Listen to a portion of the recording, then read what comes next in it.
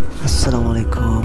আজকে যাচ্ছি এখান থেকে যেতে থেকে আমার মুক্ত আমল থেকে আমার ইয়েতে পাঠিয়েছিল নাজারানে, কারণ আমার কফিল আমি যখন যদি আরেকবার ছিলাম তখন আমার কফিল ছিল নাজারানে। তো আজকে আমি ওইখানে যাইতেছি, দোয়া করবেন যাতে সব কিছু ঠিকঠাক থাকে।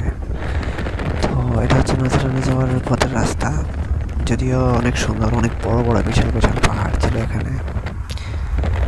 যেতে যেতে অনেক কষ্ট হয়েছিল, প্রায় 10-12 ঘন্টার রাস্তা। তো আমি গেছি প্রাইভেট কারে, সাথে আমার পাকিস্তানি ড্রাইভারের সাথে গেছিলাম। ও খুব ভালো গাড়ি চালাইছিল, দেশে পাকিস্তানি ড্রাইভারে খুব ভালো গাড়ি চালায়। ও মনে করেন 140-এ গাড়ি চালাইছিল। এখান থেকে যাব, আজকে যাই হয়তো বা ওখানে থাকবো, পরে হয়তো বা একদিন থাকার পরের দিন আমার 16 তারিখে আমি যাচ্ছি, 15 তারিখে যাচ্ছি। 16 তারিখে আমার ওইখানে মুক্ত আমলের অ্যাপ্লিকেশন নেওয়া আছে। তো 16 তারিখে যাবো, ওখানে গিয়ে দেখবো আমার ওইখান থেকে ফাইনাল এক্সিট লাগাই কিনা। যাই হোক, এখন যাচ্ছে, উপভোগ করুন, দেখুন জায়গাগুলো অনেক সুন্দর। আমার কাছে তো ভালোই লাগছিল যাওয়ার সময়, কারণ আমি এখান থেকে রওনা দিয়েছিলাম ঠিক 10টা-11টা বাজে। আমি যেটা থেকে রওনা দিয়েছিলাম, ওইখান থেকে গাড়িতে উঠছিলাম মনে হয় 11টার দিকে। 11টা থেকে আমি ওইখানে রাতের ঠিক 8টা কিংবা 9টার দিকে যাই পৌঁছেছিলাম নাজরানে। তো নাজরানে আমি তো ভাবছিলাম যে নাজরান খুব মানে সুন্দর না, তো আমি যতটুকু দেখলাম তো নাজরান আসলেই খুব সুন্দর, আসলেই খুব সুন্দর। এই আর নাজরানে যাওয়ার রাস্তাগুলো খুব সুন্দর। এই পাহাড়ের উপর দিয়ে যায় যখন উঠে, তখন গাড়িগুলা এই সুড়ঙ্গের ভিতরে যখন ঢুকে তখন আরও সুন্দর লাগে। আপনারা হয়তো বা সামনে গেলে বুঝতে পারবেন, একটু সামনে গেলে হয়তো বা দেখবেন যে আমি সুড়ঙ্গের ভিতরে ঢুকতেছি আন্ডারগ্রাউন্ড রাস্তা দিয়ে আর কি। এই পাহাড়গুলো অনেক বিশাল বিশাল, যেহেতু পাহাড়গুলো কাইটা সমান করা সম্ভব না, তখন এই পাহাড়গুলো কি করে মাঝখান দিয়া ফুটো করে এখানে বাইরে হওয়া লাগে আর কি। আমার কাছে খুব ভালোই লাগছিল, এনজয় করছি সময়টা। যদিও আমার কাছ থেকে যেটা থেকে ওইখানে যাইতে আমার কাছ থেকে নিচে 250 টাকা, 60 টাকা, সরি। তো কিন্তু আসলে ভাড়া ওইখান থেকে যেটা থেকে যারা যায় তারা হয়তো 200 টাকা দিয়ে যাওয়া যায় ডাইরেক্ট গাড়িতে নাজরানে। আর আমি তো যেহেতু ফার্স্ট টাইম, তো আমার কাছ থেকে ওরা আমার বকু দিয়ে আমার কাছ থেকে টাকা নিয়ে নিল আর কি। যাই হোক, সব মিলে আলহামদুলিল্লাহ ওইখানে গেছি, ওইখানে যাই সুস্থভাবে পৌঁছাইছি আর কি।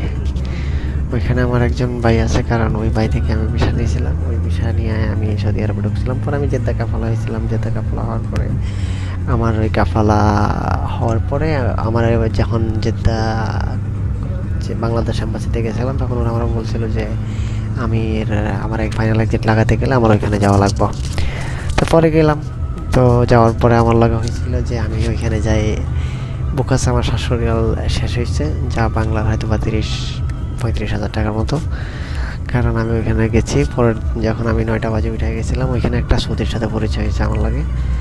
সৌদি যথেষ্ট পরিমাণ ভালো। ও আমার নিয়ে একটা বক্তব্য বলে গেছে, ওইখানে বন্ধ ছিল। তারপর আবার নতুন একটা বক্তব্য বলে গেছে। পরে যাওয়ার পরে ওইখানে যাই, আমার সাথে অনেক সময় ছিল, প্রায় সেই সকাল 8টা-9টা থেকে ও আমার লাগে ঘুরতে ঘুরতে ঘুরতে ঘুরতে প্রায় আমার সাথে ঘুরছিল প্রায় 4-5 ঘন্টা আমার সাথে ঘুরছিল। তখন আমি যখন ওইখান থেকে মুক্ত আমল থেকে আমার বলা হয়েছিল যে না, এটা এইভাবে এখানে হবে না, তুই চলে যেতে হবে এখন আবার।